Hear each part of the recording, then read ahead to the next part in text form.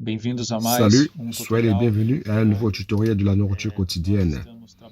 Nous sommes en train de travailler sur la nourriture quotidienne, la parole prophétique comme une chandelle qui brille dans les ténèbres. Cette semaine, nous allons parler de la deuxième semaine dont le titre est « Participants de la nature divine ».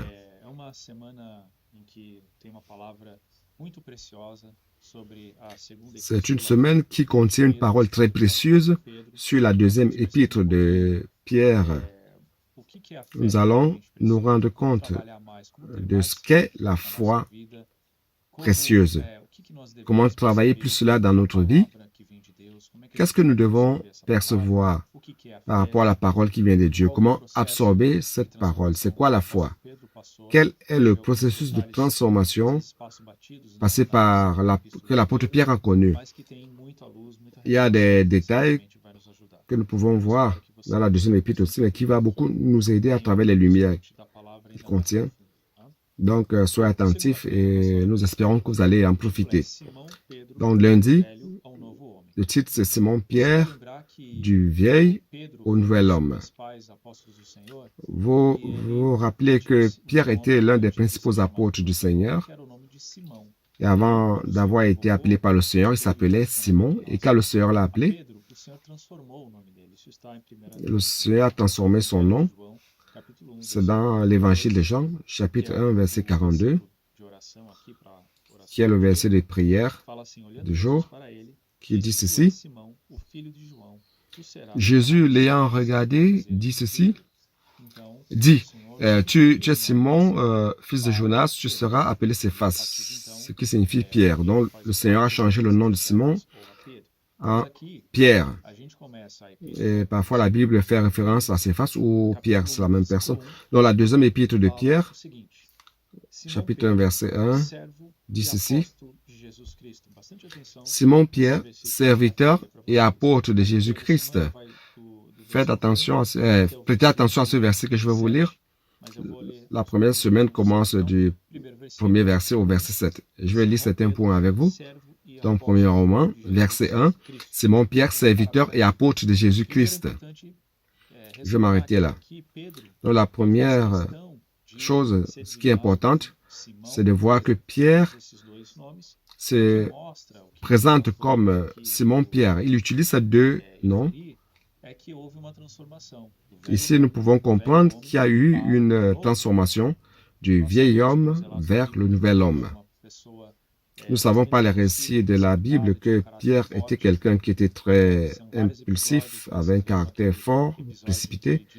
Il y a plusieurs épisodes, vous vous rappelez, lorsqu'il avait dit qu'il n'allait pas renier le Seigneur, il a renié le Seigneur 3 fois, avant que le corps ne chante 3 fois. Il s'est rendu compte qu'il avait renié le Seigneur et qu'il n'avait pas réussi à accomplir ce qu'il avait promis au Seigneur. Il avait aussi déclaré que le Seigneur avait le droit de payer l'impôt reçu par le temple. Et le fils lui a dit, mais le Seigneur lui a dit, je suis le fils. Les rois réclament le tribut ou l'impôt aux fils ou aux autres, aux étrangers. Et voilà, donc le Seigneur lui a expliqué, l'a envoyé pêcher un poisson pour trouver sa tête dans la bouche du poisson et payer son impôt, celui du Seigneur. On voit la transformation du vieil homme au nouvel homme. Donc, ce double nom, c'est notre histoire aussi. Nous avons été appelés, frères et sœurs, pour être transformés du vieil homme au nouvel homme. On va voir cela un peu plus tard en détail. Donc, il continue. Il dit ceci, serviteur et apôtre.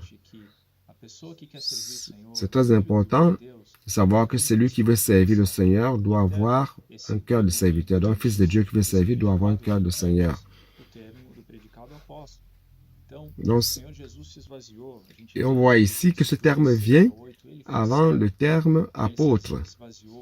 Donc, le Seigneur Jésus s'est vidé. On voit dans Philippiens 2, 6 à 8, il a été serviteur. Il s'est vidé de lui-même pour devenir un serviteur. Il a servi. Et encore, plus nous qui sommes ici, nous devons servir. Donc, Pierre ici, il met l'accent sur le fait qu'il est serviteur. Vous et moi, nous sommes des serviteurs et ne devons jamais oublier cela. Donc, mardi, Il dit qu'il est apôtre de Jésus. C'est quoi un apôtre? Un apôtre, c'est un envoyé. Donc, il a une charge, un appel. Elle a été chargée d'une mission par Dieu, une mission spéciale. Il est un envoyé de Dieu pour propager l'évangile, prêcher l'évangile, établir des églises, réaliser l'œuvre de Dieu sur terre. Donc, quand il parle de serviteur et apôtre, ce n'était pas juste des titres, il était vraiment un apôtre de Dieu à cette époque-là. Il est important de mettre l'accent sur la posture de serviteur avant toute chose, comme il l'a fait. Et aussi, savoir de manière claire, c'est quoi la charge, c'est quoi la fonction de l'apôtre Pierre. On va continuer, chapitre 1, verset 1, il dit, « Simon Pierre, serviteur et apôtre de Jésus-Christ, à ceux qui ont reçu en partage une foi du même prix que la nôtre, par la justice de notre Dieu et Sauveur Jésus-Christ. » Ici, il parle de recevoir en partage une foi. Donc, c'est quoi ici recevoir? Le verbe recevoir en grec, c'est recevoir par chance. Donc, on ne méritait pas. On ne méritait pas le salut éternel, mais on a été choisi, on a reçu par la foi, par la chance, par la foi. C'est un peu ça le sens. Donc ici, il se fait référence à la distribution des terres parmi les 12 tribus d'Israël. On a tiré au sort pour que chacun reçoive sa portion parmi les 12 tribus d'Israël. Donc la foi en partage, par analogie, c'est comme une portion de terre. Et qu'est-ce qu'on peut produire donc sur cette terre? Toute terre n'est pas égale, toute foi n'est pas égale. Il y a des expériences de foi qui peuvent être des montagnes, des vallées, des plaines. Donc, chacun a la portion que le Seigneur a donnée. Mais le plus important, c'est que chacun ait une terre, une foi qui a la même valeur. Et la foi aussi, c'est la même chose. Donc, le plus important, c'est comment vous travaillez ce que vous avez reçu. Si vous êtes diligent, si vous travaillez pour que cette foi augmente plus et que cette terre produise plus. C'est ça. Le Seigneur n'est pas juste. Il n'est pas partiel. Il est impartiel. Et il distribue à chacun de manière égale. Donc, le prix est la même chose. Donc, ça dépend de la production à laquelle nous nous dédions. Il y a un avertissement ici qui dit « Ne soyons pas paresseux ni non productifs. Allons travailler. » On va voir un peu cela plus en avant aussi. Et mercredi, il y a un conseil, comment travailler dans les notations écrites, l'expérience de frère Pedro, par exemple. Transcription, quand on écoute les messages, les feuilles de transcription, tout cela, plus on travaille cette terre, plus est produit. Ça, c'est une forme de travailler notre foi. Donc, continuons, verset 2, toujours chapitre 1 de 2 Pierre 1, 2. Que la grâce et la paix vous soient multipliées par la connaissance de Dieu et de Jésus-Christ notre Seigneur. Verset 3.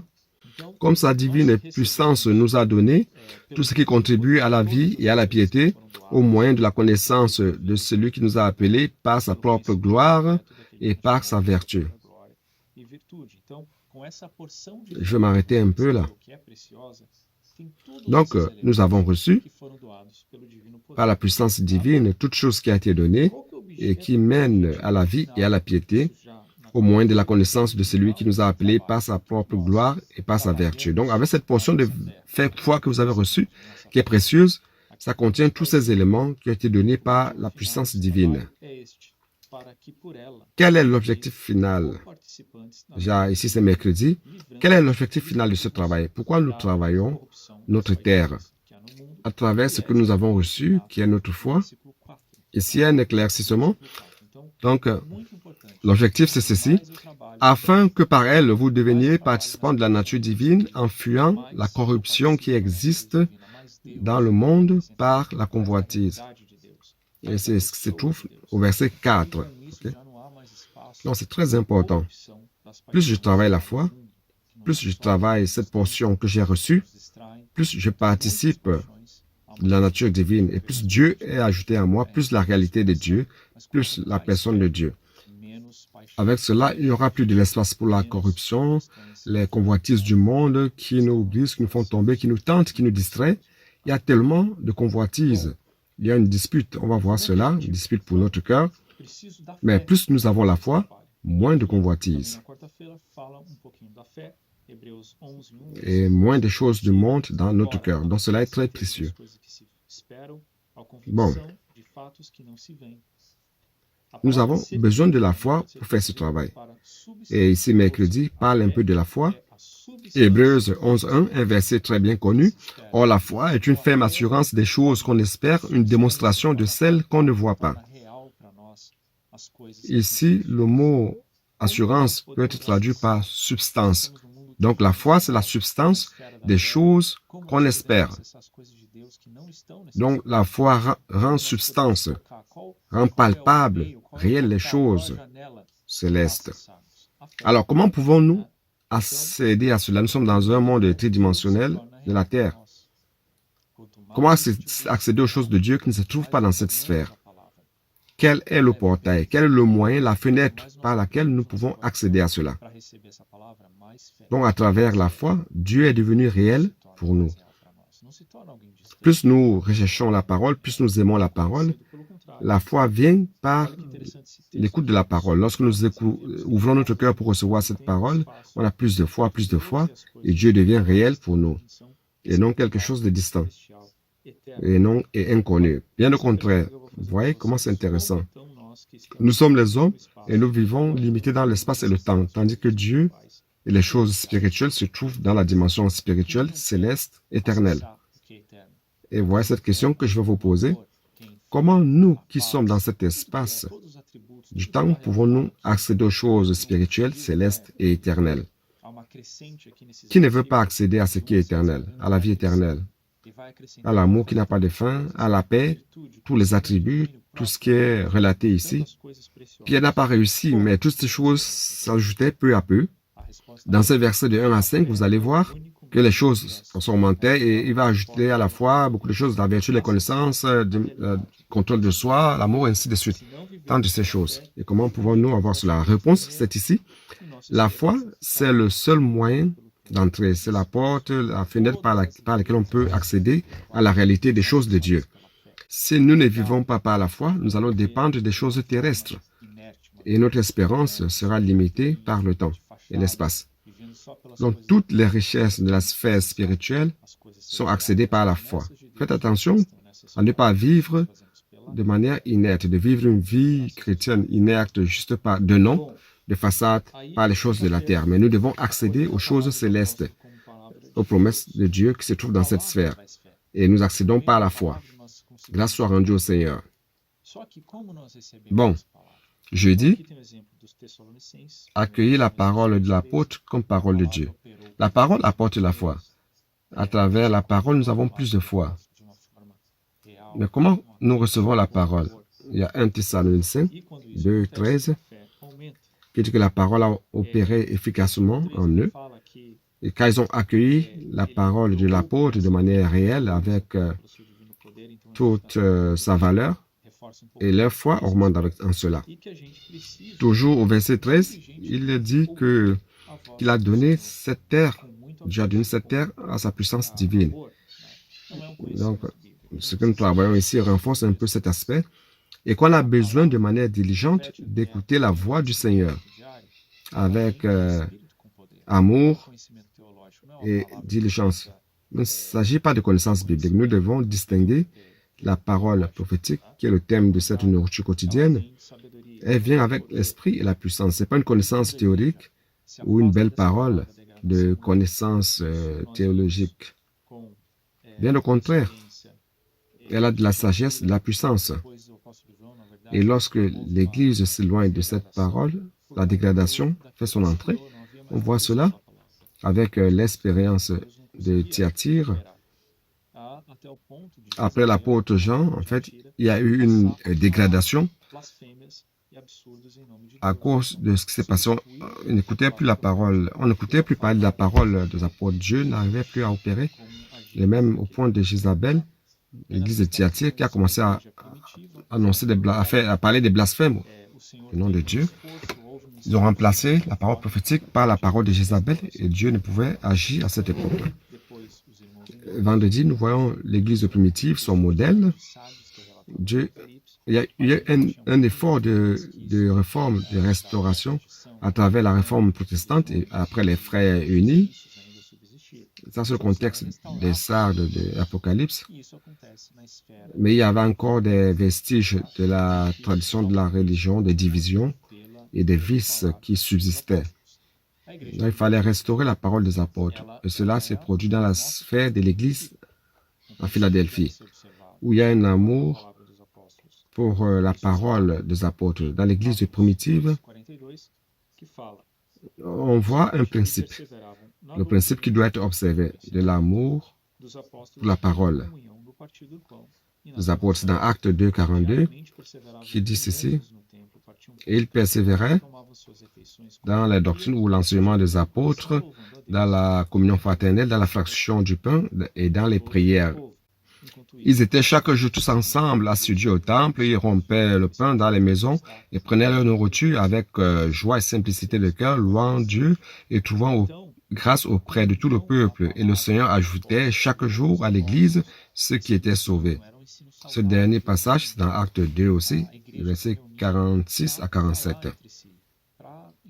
Donc la communion dans la parole des apôtres, ces enseignements étaient des enseignements saints. Il y avait la communion, l'Église se réunissait pour parler entre eux, pour toucher plus cette parole, prier cette parole, immerger dans cette parole.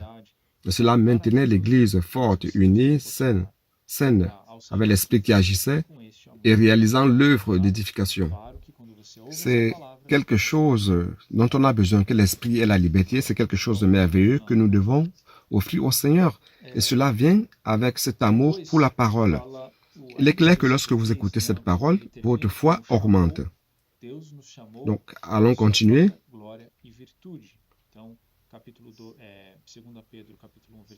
Toujours verset 3, il termine en disant, c'est lui, donc Dieu qui nous a appelés par sa propre gloire et par sa vertu. Dans 2 Pierre 1, 1 verset 3. 2 Pierre 1 verset 3 qui parle de la gloire et de sa vertu. Donc on entre un peu plus dans ce terme de gloire et vertu. Alors c'est quoi la gloire?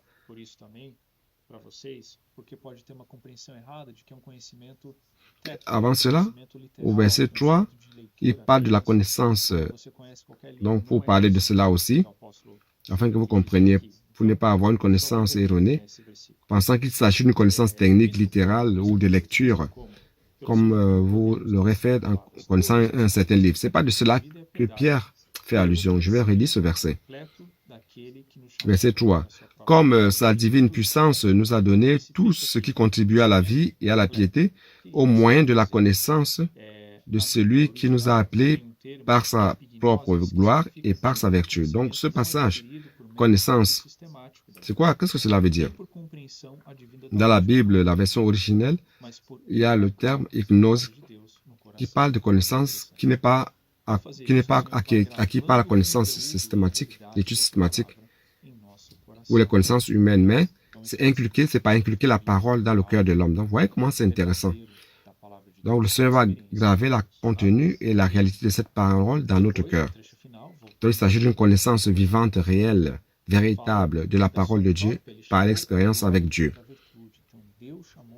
Et après, le passage final, donc pour revenir à ce que je voulais vous dire, il nous a appelés par sa propre gloire et par sa vertu. Donc, Dieu t'a appelé à la gloire. Dieu t'a appelé à la gloire et à la vertu.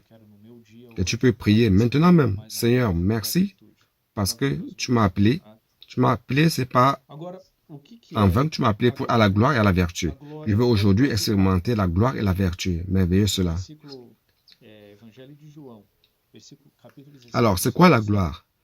La gloire, c'est le Père lui-même. Évangile de Jean 17,5 dit ceci.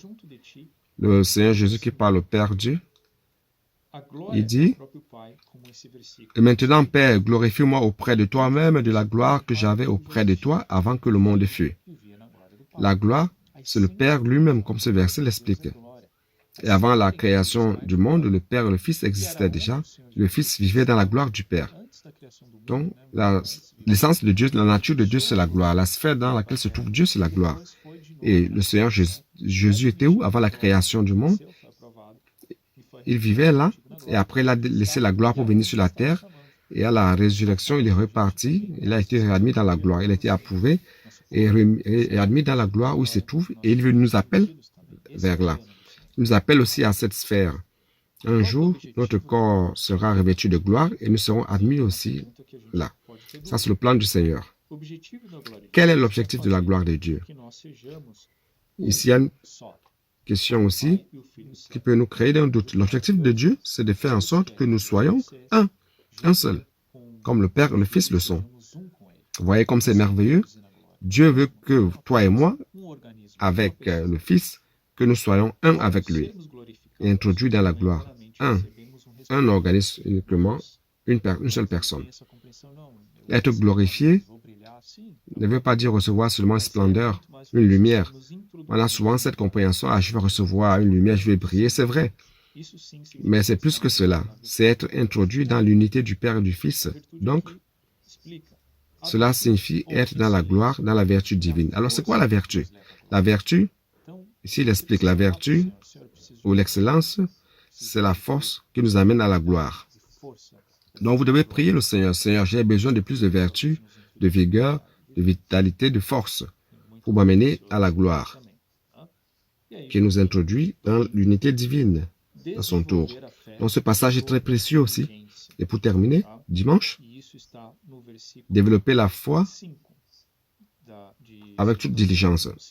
C'est dans le verset 5 de 2 Pierre. Il dit ceci, à cause de cela, faites tous vos efforts pour joindre à votre foi la vertu, la science. Bon, on n'aura pas le temps de lire tout cela. Ça sera pour la semaine prochaine.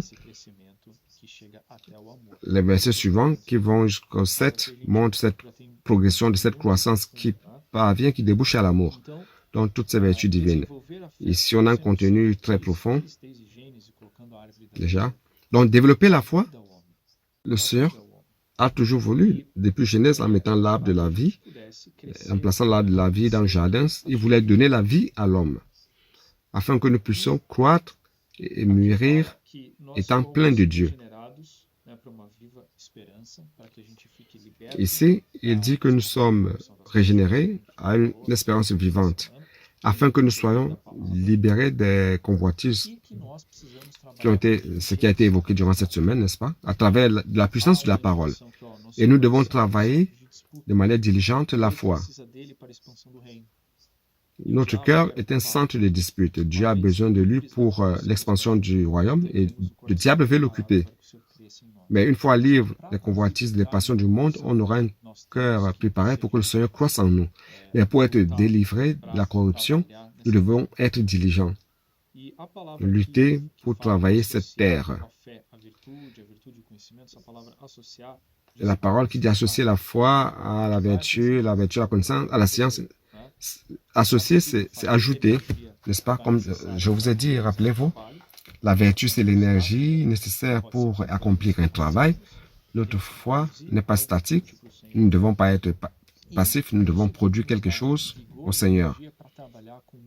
Et cela doit nous donner la vigueur, l'énergie pour travailler notre terre. Et nous dédions chaque jour. Bien que ce soit difficile, bien que l'ennemi résiste, nous devons chercher la parole du Seigneur et l'inculquer dans notre cœur, augmenter la foi, ne serait-ce qu'un tout petit peu chaque jour. Plus de foi, moins de convoitises, de corruption et les passions, les convoitises, plus de foi, plus de vertu, plus de connaissance, plus de contrôle de soi, quoi d'autre? Persévérance, piété, fraternité et amour. Ça, c'est un travail que nous devons accomplir. Donc, je vais terminer. Je vais lire le dernier paragraphe. Grâce à Dieu, nous avons la parole qui, lorsque travaillée en nous, fortifie et développe notre foi, nous remplissant d'énergie de la vie. Pour cela, continuons à plonger dans la parole, l'inculquant dans notre cœur, faisant des cris de guerre, l'immersion, la notation, la transcription, dormir et se réveiller avec Dieu, enseignant les autres. Ainsi, nous serons remplis d'énergie de la vie et certainement, la portion de terre que nous avons reçue sera productive. Ça, c'est la prière et le désir pour votre vie, plein d'énergie, afin que vous puissiez travailler cette terre précieuse que vous avez reçue, qui est votre foi,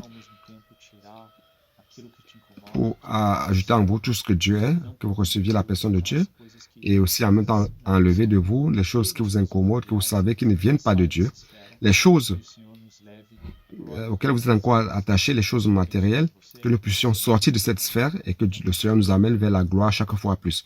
Que le Seigneur vous bénisse, votre famille, votre semaine et à plus.